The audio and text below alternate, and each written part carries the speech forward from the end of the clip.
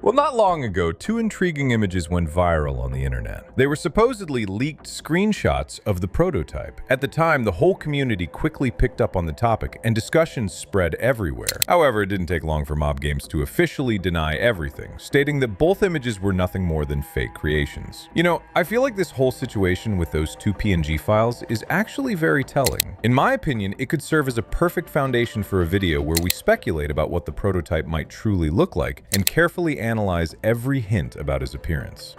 So get comfortable. Today we might actually have a real chance to figure out what the prototype looks like in reality. Let's rewind quite a bit. Back to the release of Chapter 2 of Poppy Playtime. During the finale of that chapter, we were shown the prototype's skeletal hand for the very first time. A bony arm emerging from the darkness, dragging away what remained of Mommy Longlegs. Back then, this was our first and, unfortunately, only clear glimpse of the prototype. If we don't count, of course, the moment in that same ending when Mommy Longlegs said that the prototype would make her a part of himself. The next time we encountered the prototype was in the finale of Chapter 3. Once again, he appeared from the shadows and once again pulled someone back into the darkness. This time, it was his loyal follower, Catnap. In that same chapter, we were also shown an idol worshipped by Catnap. According to Ollie, this idol strongly resembled the prototype.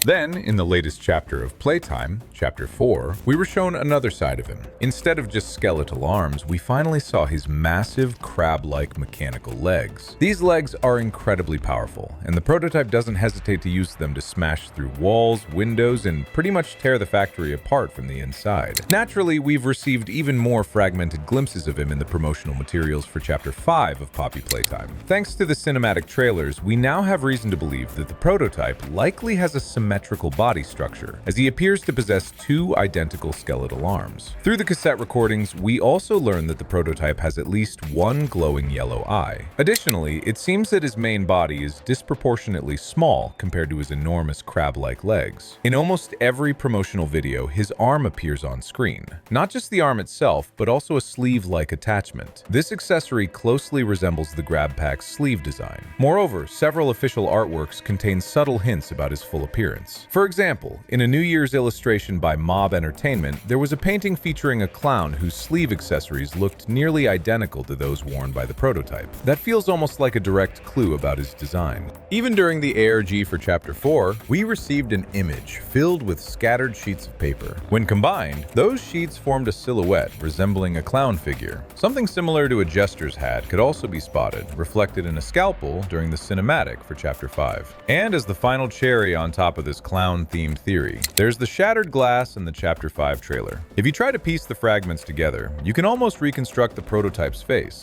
Of course, Mob Entertainment aren't naive. Even when attempting to assemble all the shards, the resulting image remains blurred and indistinct. On top of that, from Chapters 1 through 3, after each final boss fight, players could find a hidden black cassette. These recordings revealed small pieces of the prototype's backstory. The tape in Chapter 1 is narrated by a scientist who appears to be recording his final message during the Hour of Joy. In it, he states that 1006 must be kept in a more heavily reinforced containment chamber.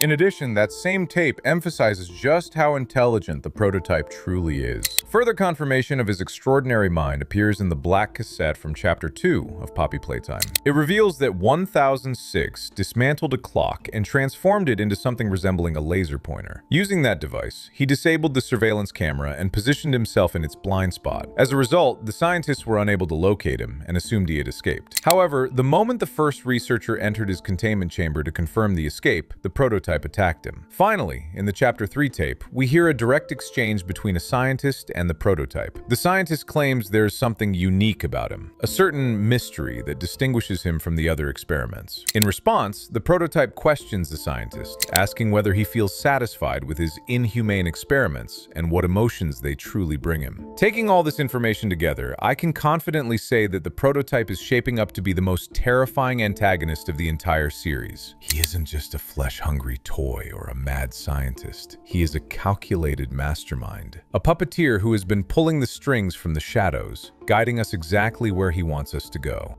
And very soon, all the secrets will finally be revealed. Now let's dig deeper. I want to tell you the story of Elliot Ludwig, the founder of Playtime Co. There's already a theory circulating online that Ludwig himself might actually be the prototype. So far, this idea hasn't been officially confirmed, but there are several arguments that support it. Let's start from the beginning. In one of the tapes, Poppy confesses that she is the daughter of Elliot Ludwig, or at least she believes herself to be. The experiment that created her supposedly required parts taken from Ludwig's real daughter. She also speaks negatively about her father. His name is never directly mentioned, yet we all understand who once controlled that place. The prototype's obsession with Poppy could potentially be explained by this connection, if he truly is her father. Another interpretation suggests that both Elliot Ludwig and his deceased daughter believe they are still alive, but only within the bodies of monsters. Of course, it would be dramatic if the prototype openly admitted to Poppy that he is her father, though that might feel overly theatrical, perhaps even cliché. Still, the indirect hints are already there.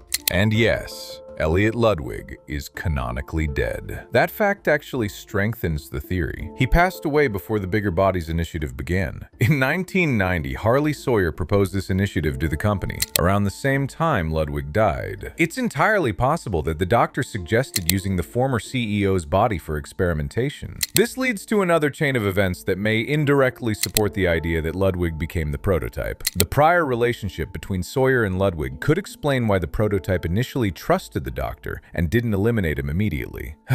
Yes, Sawyer himself later became an experiment, but that didn't stop the prototype from dealing harshly with other transformed individuals. However, if they had once known each other not as scientist and subject, but as two ordinary people, that prior connection might have influenced the prototype's decision. At one point, Ludwig launched a program at Playtime Co. called Young Geniuses. It's unclear exactly when it took place, but we know that a young Harley Sawyer participated in it. The program was meant to showcase the talents and intellect of gifted children. Sawyer excelled and impressed Ludwig.